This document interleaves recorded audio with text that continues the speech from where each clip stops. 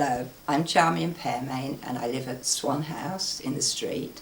I'm very happy here, but I'm going to tell you a little bit about my early life. My parents were both well educated, but my father was the black sheep of the family, and he was sent to South Africa in the mounted police, because that's where families sent their naughty boys in those days. And he had a lovely, lovely time, and the tales he told, whether they were true or not, I don't know, but he'd go where no white man had ever been before. And it was lovely stories I would listen to as a child. He was also, at one time, in the Black Shirts with Mosley, and I understand quite high up in the organisation. But that, of course, was all well before we knew him. And my mother led a very, very sheltered life, and this is the contrast between the two of them, really. She 3 little girls who were very well looked after, and she went to stay with her married sister in the country, and they went to a tennis party. And my father was on a neighbouring farm, water divining, because that's what he was doing that summer for a living. It was a very, very dry summer, and he was water divining, because in those days people didn't have pipe water, in the countryside anyway, and they wanted to sink wells. And he took one look at my mother, and that was it. And he followed her back to London, and he pestered her, and he pestered her, and he pestered her. And my grandfather did not approve, and my grandfather found out that this man had previously been married, and had left his wife and children, and my grandfather said, any man who would leave his wife and children is not for my daughter, obviously. But my mother was very, very soft-hearted. And eventually, he pestered her so much, and she felt so sorry for him, this was the trouble, that she actually eloped and went to live with him in Maida Vale, in one room. And I think she was quite horrified, really, because the landlady was always knocking on the door and asking for the money and things like that, and she'd never lived a life like that. And they were always hungry. And so from a buxom 12-stone, well-looked-after young lady, she became skin and bone quite swiftly, especially as she was pregnant with me straight away. So I think I took all the nourishment. I was quite well covered when I was born. Anyway, he went on water divining for a while, and they left London. And as far as I know, to start with, he lived in a tent. And they would go around and camp wherever there was work. And then eventually, before I was born, they had a horse-drawn caravan. Well, my mother wanted a home birth, but the district nurses felt that in January they might not be able to get across the fields to this caravan that was parked in a farm somewhere. And so she had to go to hospital to have me. And I was to be called Judith, but she was reading a book called The Broad Highway by Geoffrey Farnell, and the heroine is called Charmion, and that's how I got my name, just like that. And she tells me tales of the caravan. I used to be put outside in the pram, snow, whatever the weather, and when I was inside, I was in a cradle hung from the ceiling, and we had a paraffin stove, and they both smoked. And I sometimes think that's why I have a permanent cough. But my chest is okay, believe it or not. Now this is a picture of my mother and of me, and I was about 2.5 or 3 then. It was before the war. I was born in 1936. And we were travelling around at that time, living in a tent, and my parents were travelling around with a push-bike tandem with a sidecar attached to it, where there was me and the tent and our camping equipment. And I always remember my mother had never cycled, and she'd been too protected by my grandfather. And there she was, they'd gone miles and miles and miles, and my father said, could you push a little harder? And she said, oh, do I have to push? I think she thought she just sat on the end. But how long we were camping, I'm not sure, and how we earned our living or where we went, I don't know. They had several adventures between then. Eventually they went to a flat, and they had boxes because they got no furniture. And then just before the war they had a house at Leigh-on-Sea.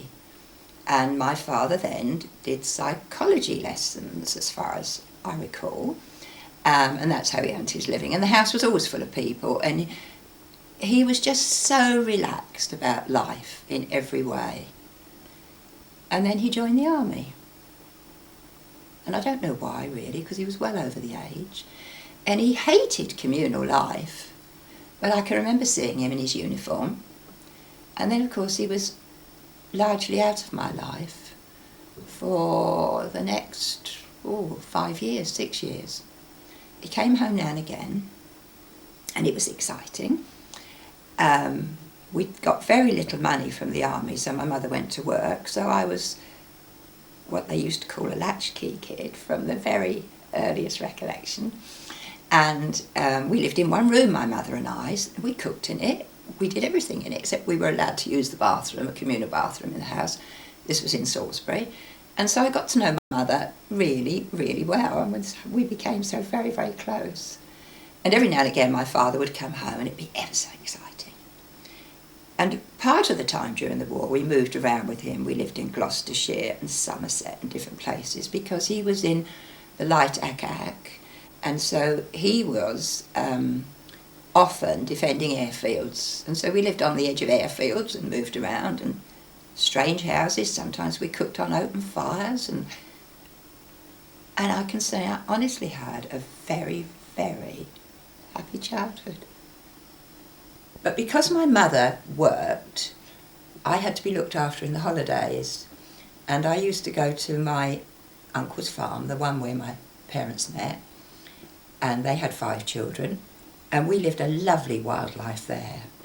And we wandered around without shoes and socks, and we were really horrible, really, because we must have been absolutely filthy. And I said to my aunt once, because we used to slide down the stairs on tea trays and all sorts of things, and I said to my aunt once, how did you cope with it all? And she said, I was so busy with this big farmhouse and, no conveniences, no electricity, and very little water. The well was always running dry. She said, just as long as you left me alone, I was happy.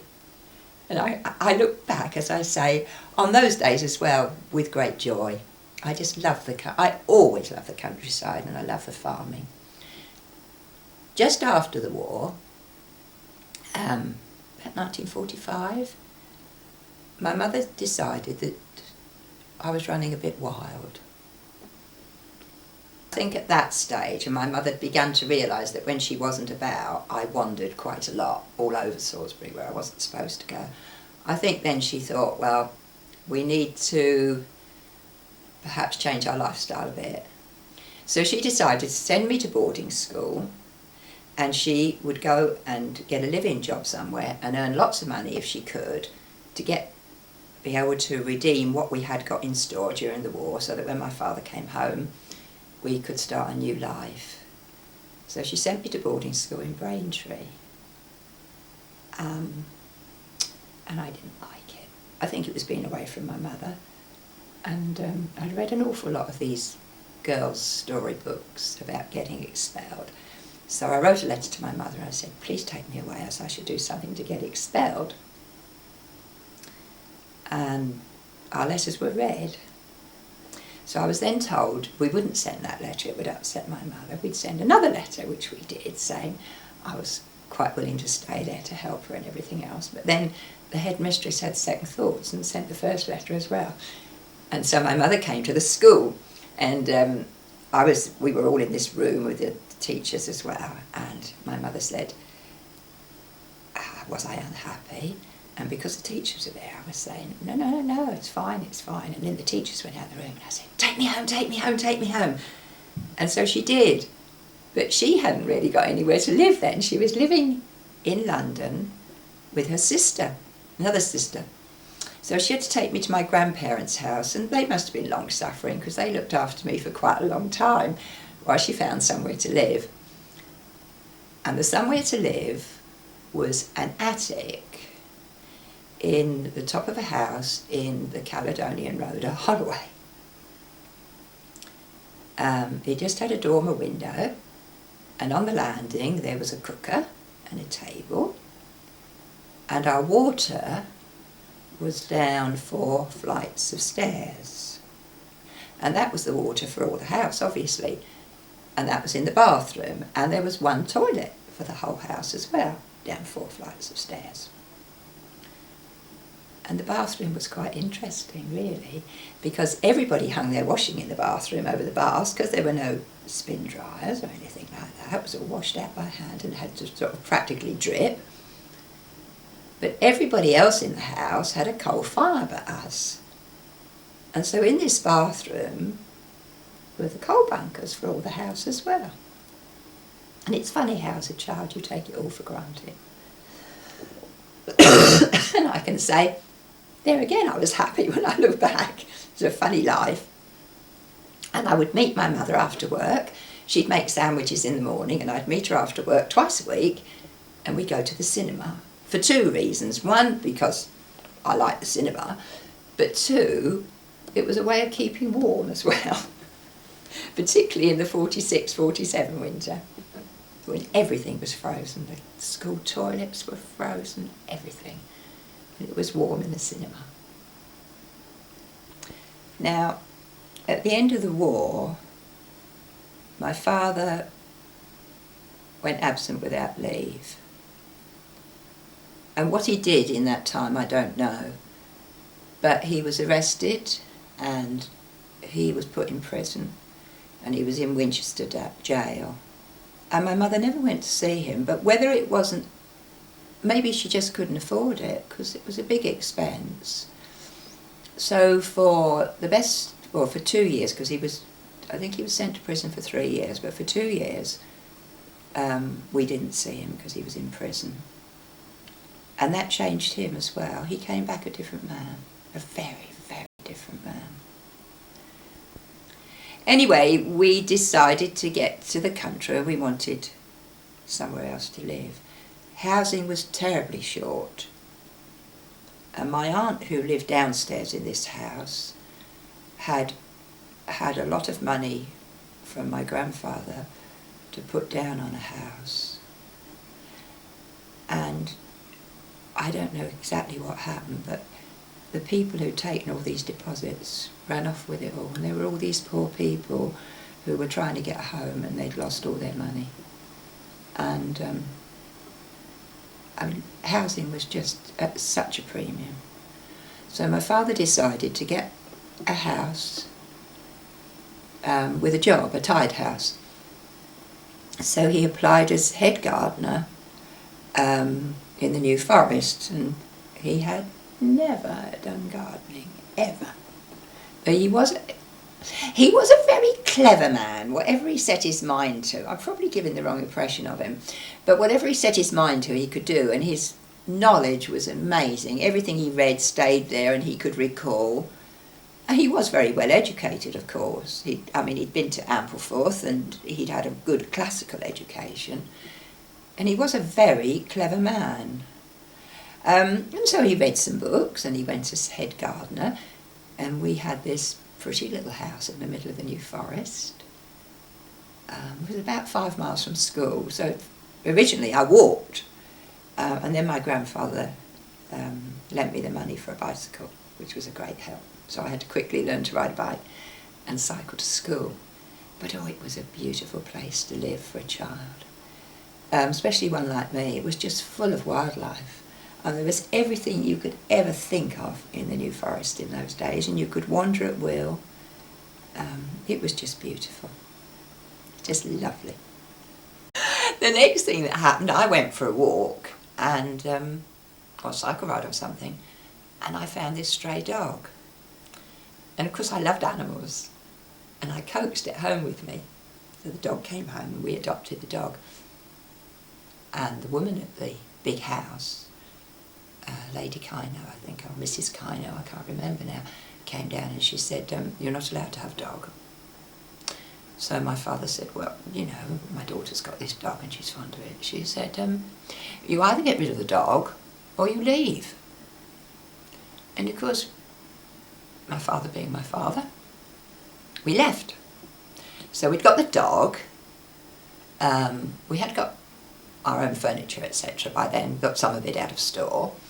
We couldn't have all of it out of store because we owed so much on the storage that we had to sell lots of it in order to get some of it out. But anyway, I don't know what we did with our furniture at that point, because we went to live in a holiday caravan down at the coast. And this, of course, was January. We always did things at the awkward time of the year. And the condensation in this caravan, every morning we had to dry the bedding out. My mother said it was a nice lifestyle for a while because she didn't have any housework to do and she'd wander with the dog all day. My dad got a job. He got a job in Southampton running an aquarium shop.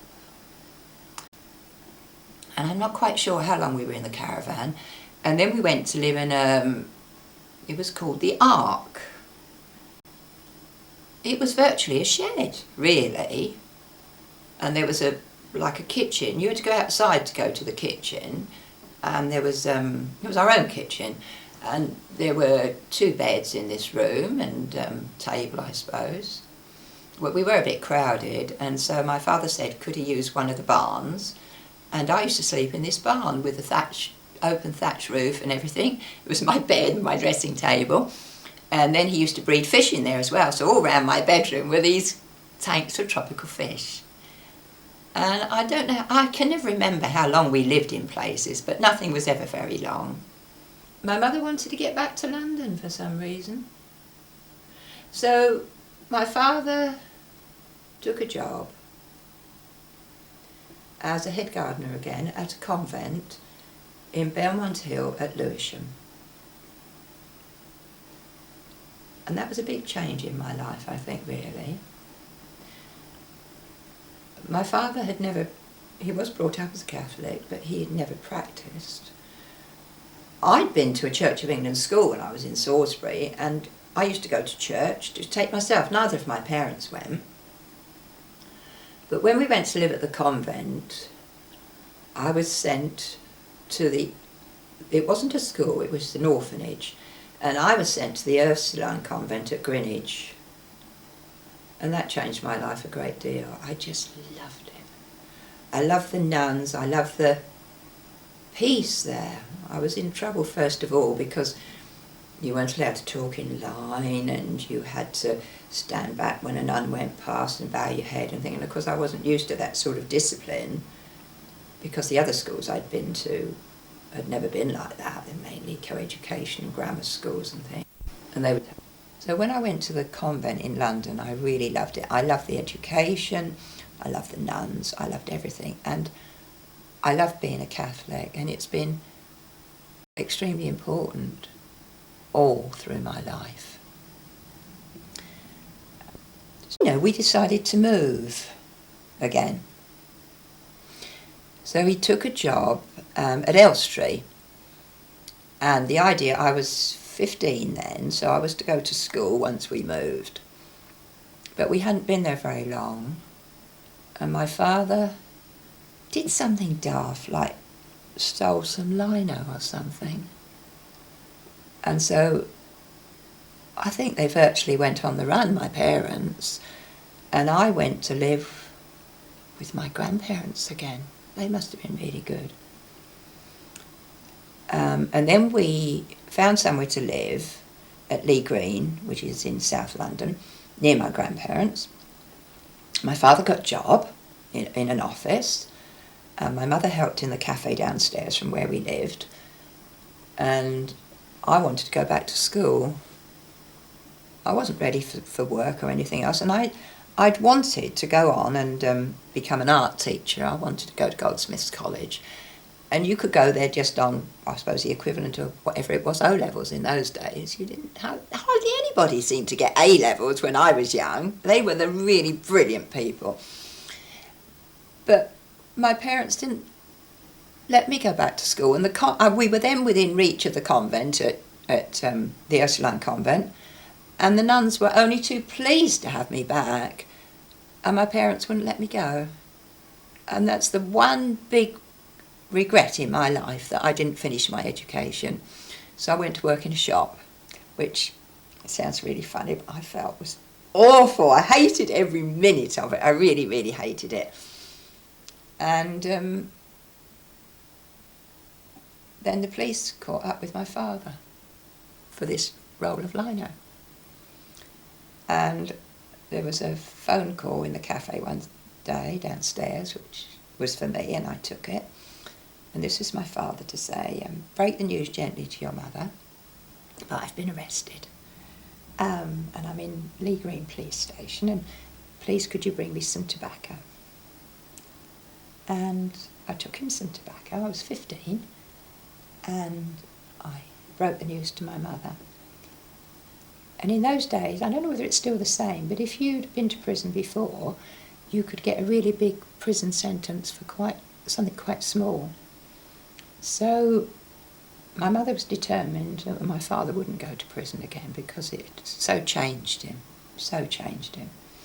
And she went round to all the places where he'd worked to get a reference, and there was only one wouldn't give it. I can vaguely remember going to visit him in prison, but only vaguely. I wish I could remember it a bit more clearly, because that's something that not many people have done in their lives.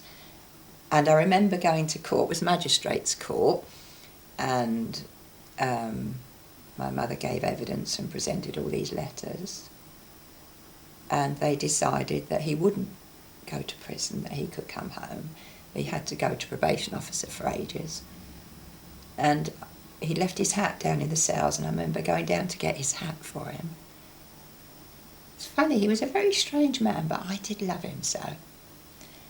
And I went down to get his hat, and the warders were teasing me and saying, they're not letting him go home, are they? They're not letting him go home. And I was so thrilled. And my father came home, and the three of us were together again.